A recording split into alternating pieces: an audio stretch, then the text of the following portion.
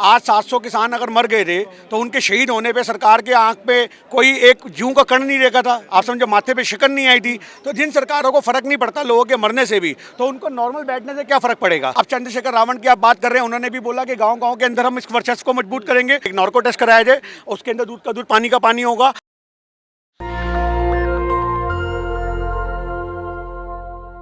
लगातार हम आपको जंतर मंतर से खबरें दिखा रहे हैं कि महिला पहलवानों का आंदोलन बीते 25 दिनों से जारी है और इस आंदोलन में अब गिन्नी पहुंच चुके हैं महिला पहलवानों को समर्थन देने के लिए। शाम हो गई है, अब आप आ रहे हैं, क्या कहेंगे आप? देखिए, एक इंसान के समर्थन से मतलब होता है, चाहे वो सुबह में आए, दोपहर में आए, शाम में आए या रात में आए। हमारा समर्थन लगातार 20 दिन से जारी है और ये नहीं है कि रोज़ रोज़ हम यहाँ पर समर्थन के लिए आते हैं। अपने घर में, अपने क्षेत्रों से आवाज़ को बुलंद कर रहे हैं, सोशल मीडिया के माध्यम से बुलंद कर रहे हैं। तो आज हमारा मतलब है कि किसी भी तरीके से बहन बेटियों की आवाज़ हिंदुस्तान के कोने कोने तक पहुँचे, हमारे माध्यम से पहुँचे, जनता के माध्यम से पहुँचे, आपके चैनल के माध्यम से पहुँचे। ये बहुत ज़रूरी है कि आवाज़ पहुँचनी चाहिए। यहाँ पर देखा जा रहा है कि अभी परसों एक प्रेस कॉन्फ्रेंस की गई थी और कहा गया था कि आंदोलन को खत्म करने की साजिश रची जा रही है। देखिए, साजिश तो बिल्कुल हमें भी लग रहा है, ऐसा नहीं है, क्योंकि आज लगातार आप देखोगे, पहले जो वो खाट वाला मामला हुआ था तो वो भी एक साजिश के तहत हुआ था। उसके बाद भी आपको पता होगा कि 2-4 दिन पहले भी एक मामला रात के समय हुआ है। तो बेसिकली नेचुरल सी बात है, सरकार आंदोलन को दबाएगी। कौन सरकार चाहती है कि आंदोलन पनपे? कोई गवर्नमेंट नहीं चाहती। हर सरकार चाहती है कि आंदोलन को कुचला जाए, आंदोलन को खत्म किया जाए। वो साजिश के तहत कोई ना कोई प्रोपेगेंडा रचा जाता है। तो आज नेचुरल सी बात है, किसान आंदोलन में हमने आए दिन षड्यंत्र देखे हैं, तो पहलवान आंदोलन में कैसी सरकार चुप रह सकती है? चाहे उनके बंदे हों, चाहे राजनीतिक लोग हों, उनके किसी ना किसी को भेज करके वो आंदोलन को तबाह करेगी। आप ये कह रहे हैं कि सरकार जो है वो संविधान के खिलाफ है, क्योंकि संविधान में अधिकार है आंदोलन करने का। देखिए, नेचुरल सी बात है, संविधान विरोधी तो सरकार शुरू से ही है। आज 700 किसान अगर मर गए थे तो उनके शहीद होने पे सरकार के आंख पे कोई एक जूं का कण नहीं रेखा था। आप समझो, माथे पे शिकन नहीं आई थी। तो जिन सरकारों को फर्क नहीं पड़ता लोगों के मरने से भी, तो उनको नॉर्मल बैठने से क्या फर्क पड़ेगा। आज यहाँ पे जो पहलवान लोग बैठे हुए हैं, इनको कोई फर्क नहीं पड़ता। पहलवान बैठे हैं, कुछ भी हो, धूप में सड़े, कुछ भी हो, बेटी बैठे, बहन बैठे, बहू बैठे, इन्हें कोई मतलब नहीं है। पूरा हरियाणा बैठे, हिंदुस्तान बैठे, इस सरकार को सिर्फ और सिर्फ फर्क पड़ता है कि किसी भी तरीके से हम आंदोलन को खत्म कैसे कर सकते हैं। नेशनल मीडिया का सहारा लिया जाता है। आप तो चलो ग्राउंड रिपोर्टिंग कर रहे हैं, सभी चैनल वालों का शुक्रिया अदा करता हूं, वरना नेशनल मीडिया की हम वो आज भी नहीं भूलते हैं कि जैसे आज माहौल है, इस समय नहीं कवर करेगी। 7 बजे जब लोग घर जाने को हो जाएंगे तो देखो यहाँ तो कोई नहीं है, 4 आदमी हैं, पहलवान अकेले बैठे हैं। आज भी लगातार वही चल रहा है जो किसान आंदोलन में चलता था। अपने इनके बंदे आते थे, अंधभक्त दारू की बोतल पौवे साथ में लेकर आते थे, फेंक दिए ट्रैक्टर के पास में, मीडिया फट से कवर करता था, देखो देखो किसान दारू पी रहे हैं, किसान पीजे खा रहे हैं। तो ये जो सवाल लगातार उठते हैं आंदोलनों पर, ये उठने बहुत लाजमीन है, क्योंकि नेचुरल सी बात है, कोई सरकार नहीं चाहती कि उसकी गोद में रह करके आंदोलन पनपे जाएं और उसकी फतेह हो। आज आंदोलनों को दबाने के लिए राजनीतिक षड्यंत्र भी रचे जाएंगे, आंदोलनों को दबाने के लिए किसी न किसी तरह के प्रोपेगेंडा रचे जाएंगे, मीडिया का सहारा लिया जाएगा, खरीद फरोख्त की जाएगी, धमकाया जाएगा, मारने की धमकी दी जाएगी। ये बहुत नॉर्मल चीजें हैं आंदोलन के अंदर। लेकिन अब तो इंसाफ की उम्मीद बहुत कम दिख रही है। चंद्रशेखर आजाद 3 दिन से अगर बैठे हुए हैं, कोई नुमाइंदा सरकार का मिलने नहीं आया। प्रियंका गांधी आई थी, कोई फर्क नहीं पड़ रहा सरकार पर। देखिए, आपने बोला चंद्रशेखर आजाद आए हैं, वो उनका निजी फैसला है। आज आंदोलन के लिए जो जगह है वो सबके लिए खुली है। निजी फैसला तो है, लेकिन समर्थन दे रहे हैं ना। मैं आपसे यही कहना चाह रहा हूँ, वो उनका निजी फैसला है, वो समर्थन देना चाह रहे हैं। सारे सामाजिक संगठनों को अधिकार है समर्थन देने का। कोई भी आए, सरकार के बंदे भी, बीजेपी के सुना पीछे मंत्री भी आए थे, तो ऐसे कोई भी आकर के बैठ सकता है, उसको कोई रोक छोड़ ना सकते हैं। आज हमारा जब ये आंदोलन शुरू हुआ था, इस आंदोलन में सबसे पहले बहन बेटियों ने जनवरी में जब शुरुआत की थी, तब उन्होंने अपने मंच को बंद कर दिया था। उसके बाद कोई राजनीतिक आदमी नहीं आएगा, कोई इसके अंदर हम संगठन की सहायता नहीं लेंगे। पर धीमे धीमे वक्त बदला, उनको ये समझ में आया कि 3 महीने का बाद हमें लॉलीपॉप पकड़ा दिया कमेटी के नाम पे, हमारी सुनवाई नहीं हो रही। तब उनके बड़े बुजुर्गों ने, खा पंचायतों ने सलाह मशवरा किया और उनको समाधान दिया कि भैया आपको सभी का स्वागत करना पड़ेगा। अगर आप सबका स्वागत करोगे तभी सरकार पे नैतिक दबाव बनेगा, जगह जगह आवाज पहुंचेगी। अब चंद्रशेखर रावण की आप बात कर रहे हैं, उन्होंने भी बोला कि गांव के अंदर हम इस वर्चस्व को मजबूत करेंगे। उनका संगठन है, उनकी आज़ाद पार्टी है, चाहे वो पार्टी के माध्यम से करें या भीम आर्मी के माध्यम से करें, वो कैसे भी करें, उनका एक टारगेट होगा कि आवाज़ जो है बहनों की हम गाँव तक लेकर के जाएँ। तो सरकार के कान पर शायद जूं रेंगेगी। एक अखबार है इंडियन एक्सप्रेस, उसकी रिपोर्ट आई है, उसमें लिखा गया है कि पिता के तुल्य हैं ये जो है ब्रजभूषण सिंह। देखिए, पिता के तुल्य क्या, पिता बलात्कारियों में लिप्त नहीं होते। आपको मैं कितने क्राइम पेट्रोल के ऐसे एपिसोड निकाल करके दिखा दूं, वो कोई स्वाद लेने के लिए नहीं बनते। वो अलग बात है कि उसके अंदर एक मेम सी औरत ले लेंगे, वो अलग बात है उसके अंदर कोई कलाकार ले लेंगे और उसको रंगमंच का सजा करके दिखाया जाएगा। पर क्राइम पेट्रोल की जो घटनाएं होती हैं वो सच्ची होती हैं, वो भारत के किसी न किसी हिस्से के अंदर घटी होती हैं। आज ये लोग, मैं आपको बता दूं, सिर्फ और सिर्फ षड्यंत्र करते हैं। धर्म सिर्फ एक ही है, सनातन धर्म। हिंदू राष्ट्र डर क्यों रहे हैं आप इतना? देखिए, हिंदू राष्ट्र से क्या मतलब है? आपसे मैं पूछता हूँ, हिंदू राष्ट्र की शर्तें बताओ।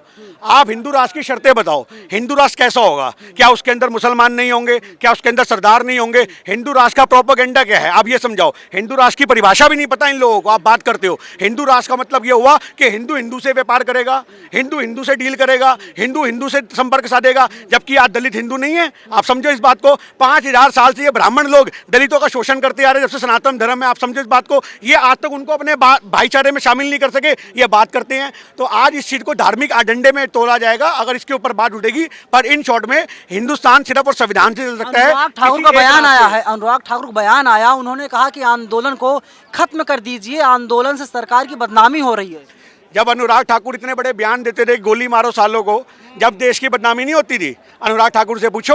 हिंदुस्तान को तुम लोग बंदूक की नोक पे रख करके इंसाफ करवाने की बात करते हो, जब देश की बेइज्जती नहीं होती है। आज छवि खराब हो रही है देश की, बहन बेटियां न्याय मांग रही हैं। डालो बिनभूषण को अंदर, कौन मना कर रहा है? उसको बंद करो, इंसाफ दो, ये अपनी बहन बेटियां घर जाए। आप लोगों को भी, चैनल वालों को राहत मिलेगी। गर्मी में सड़ते रहते, यहाँ पे कुछ और काम तो है नहीं, हर आदमी परेशान है। टीवी चैनल पे इंटरव्यू दे रहे हैं, वे साफ कह रहे हैं कि देखिए जो है कि मैं निर्दोष हूँ। लगातार पहले दिन से वे यही राग अलाप रहे हैं। आज एक छोटी सी बात है, नार्को टेस्ट कराया जाए। मैं आपको एक प्रैक्टिकली बात बता रहा हूँ, छोटीली बात नहीं। एक नार्को टेस्ट कराया जाए, उसके अंदर दूध का दूध पानी का पानी होगा। उनके जो जांच कमेटी बिठाई जानी चाहिए, जो जांच कमेटी बिठाई गई है। आप एक बात ध्यान रखिए, जब तक गिरफ्तारी नहीं होगी, आप याद रखो भैया, आग लगेगी तो धुआं उठेगा, धुआं उठेगा तो आंच जलेगी, आंच जलेगी तो खाना पकेगा। तुम हाथ में माचिस पकड़ के बैठे रहो, लकड़े सामने लगी रहे, आग तुम लगाओ ना, धुआं उठे ना, खाना कैसे पकेगा? तो आप समझे इस बात को। तो आज हमारे देश के अंदर नार्को टेस्ट की बात कर रहे हैं। अब तक तमाम बार सवाल लीजिए, अब तक तमाम बार जो है तमाम लोगों को नार्को टेस्ट हो गए हैं, लेकिन जो है रिजल्ट उसका 100% सही नहीं आता।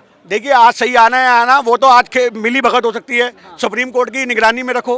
आज तो ऐसे ईवीएम के रिजल्ट भी सही नहीं आते। अब इसको हम क्या कह सकते हैं? तो आज जहाँ पे इनको सही करना होता है वहाँ सही आते, जहाँ नहीं करना होता वहाँ नहीं करते। फांसी पर लटकाने की बात की जा रही है, महिला पहलवान कह रही है कि फांसी लटका दीजिएगा। देखिए, किसी ने नहीं बोला फांसी पे। आज उन्होंने ये बोला कार्रवाई हो, जो संविधान के तहत उनकी सजा बनती है। नार्को टेस्ट के बाद, हाँ, नार्को टेस्ट के बाद बोला कि उन्होंने ये बोला था, आप पूरा बयान सुना करो उनका। उन्होंने ये बोला था कि अगर हम गलत पाए गए तो हमें फांसी पे लगा देना, अगर वो गलत पाए गए तो उसे फांसी पे लगा देना। तो बयान पूरा कोट करो ना भाई, ऐसे भ्रम क्यों फैला रहे हो? तो आज की डेट में मैं आपको एक बात छोटी सी बता दूं, हमारे देश का कानून जो है वो डर के बैठा हुआ है ब्रिजभूषण से। कहीं ना कहीं दिल्ली पुलिस कहीं ना कहीं कार्रवाई नहीं कर रही है। दिल्ली पुलिस को इस चीज से ऑर्डर नहीं है। आज लोग मोदी सरकार पे सवाल उठा रहे हैं, जबकि उठाना चाहिए गृह मंत्रालय के ऊपर, होम मिनिस्ट्री के ऊपर। सारी पुलिस प्रशासन होम मिनिस्ट्री पे आती है। अमित शाह से सवाल होने चाहिए, अमित शाह के नाम के नारे लगने चाहिए। ये क्यों इंसाफ नहीं होता? आज लोग हर बात में मोदी को घेरते हैं। मोदी से आप सिर्फ ये कह सकते हो कि आप बेटियों के समर्थन में कुछ दो शब्द कह दो।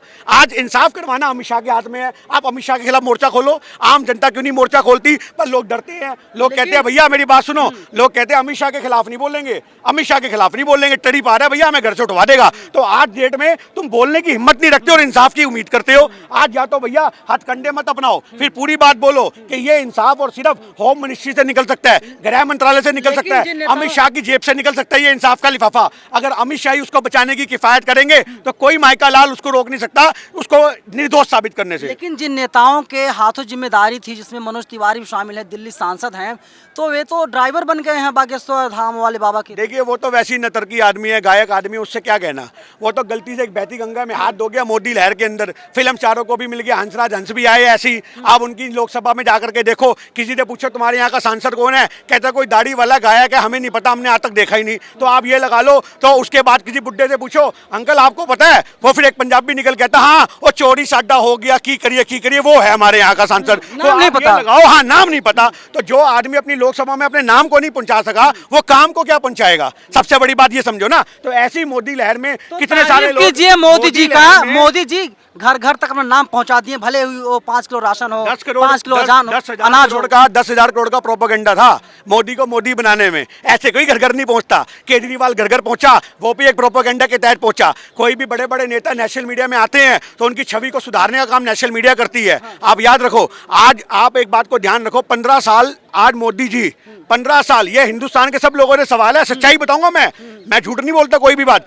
15 साल मोदी जी मुख्यमंत्री रहे, पर जब प्रधानमंत्री के लिए चेहरा आया तब लोगों को पता लगा कोई मोदी भी है, वरना उससे पहले सिर्फ राजनीतिक आदमी को पता था कि मोदी है। 15 साल मुख्यमंत्री रहने के बाद नहीं पता। आज जिस ब्रिजभूषण के खिलाफ हमारी बहनों ने मोर्चा खोला है, ये लोगों को यहाँ के पता लगा, 6 बार का सांसद है, इतने क्रिमिनल रिकॉर्ड है, उनको ब्रिजभूषण नहीं पता। आप समझो, तो आज कहीं ना कहीं मीडिया के माध्यम से ये लोग हाईलाइट हुए हैं, आप समझो। लेकिन आप मोदी की बात कर रहे हैं, नहीं मोदी, 15 साल के लेकिन मुख्यमंत्री को कोई नहीं जानता था भाई, मोदी जी ने सुनिए तीन बार मुख्यमंत्री थे नरेंद्र मोदी गुजरात के, लेकिन जनता को दिखाएगा मॉडल, एक मॉडल की गुजरात मॉडल, जैसे गुजरात का विकास हुआ है पूरे देश का विकास हो जाएगा। गुजरात मॉडल ही तो पूरे हिंदुस्तान में है। गुजरात मॉडल नफरत का मॉडल था, गुजरात मॉडल हिंदू मुसलमान का मॉडल था, 2000 दंगों के ऊपर प्रताड़ित मॉडल था, विनाश का मॉडल था।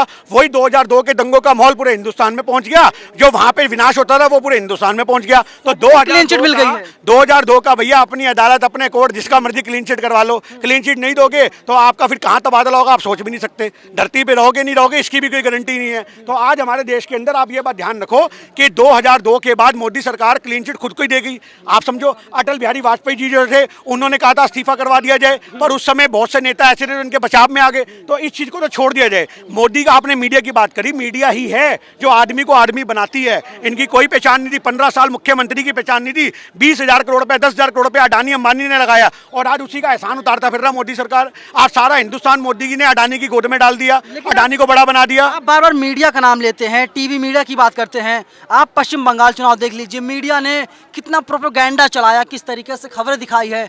आप देख लीजिए कि कर्नाटक में किस तरीके से पूरा बवाल, एक बखेड़ा खड़ा किया गया है।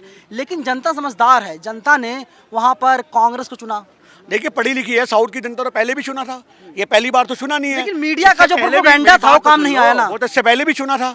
तो बाद वहाँ पे जोड़ तोड़ की राजनीति करके इन्होंने अपनी सरकार बना ली थी। 15 राज्य भाजपा मुक्त हैं, आप समझो। हर जगह जोड़ तोड़ की राजनीति, फिजिक्स खोज की राजनीति, ये सारे काम करने वाले लोग हैं। आज आप इस बात को यहाँ से समझ सकते हो, अगर आप समझना चाहो कि कर्नाटक के लोग पढ़े लिखे लोग हैं, व्हाट्सएप यूनिवर्सिटी से ज्ञान नहीं लेते हैं। हिंदुस्तान के बहुत से पढ़े लिखे लोग व्हाट्सएप यूनिवर्सिटी से ज्ञान लेते हैं, नाम को डिग्रियां उनकी है, इंग्लिश बोलते हैं। आप याद रखो, पढ़े लिखे इंग्लिश बोलते हैं, बहुत हाई क्वालिटी के लोग हैं। और उसके बावजूद मोदी का जब नाम आता है तो उनकी बुद्धि भ्रष्ट हो जाती है, दिमाग में गोबर आ जाता है। और याद रखो, उसके बाद उनको कुछ नहीं पता लगता कि कौन कौन है। इंसान इंसान नहीं दिखता, और इंसान के रूप में हिंदू दिखता है, इंसान के रूप में मुसलमान दिखते हैं, एक नफरत दिखती है, भाईचारे का खात्मा दिखता है। आप जिसकी बात कर रहे हैं, दक्षिण भारत में तो बीजेपी पूरी तरह साफ हो चुकी है। 5 राज्य हैं, कहीं पर बीजेपी की सरकार नहीं। उत्तर भारत में बीजेपी का दबदबा है। देखिए बहुत से गांव देहात के लोग हैं आज जो योगी के फैन हैं, आप समझो इस बात को। तो आज यूपी के अंदर योगी की वजह से आज मोदी सरकार को बेनिफिट मिलता है, मोदी की वजह से योगी को नहीं मिलता।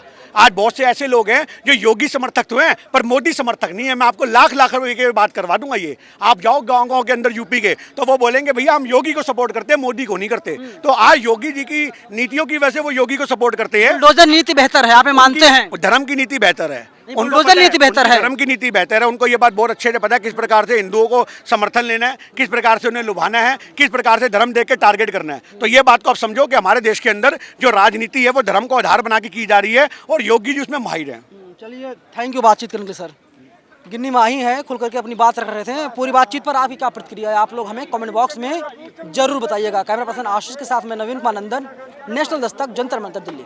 नेशनल दस्तक की आपसे गुजारिश है कि अगर इसको बचाना चाहते हैं तो नेशनल दस्तक को सब्सक्राइब करने के लिए रेड कलर के सब्सक्राइब बटन को दबाएं, फिर बेल आइकन की घंटी दबाएं। नेशनल दस्तक को बचाने के लिए बहुत जरूरी है कि हर खबर को शेयर करें, लाइक करें, कमेंट जरूर करें।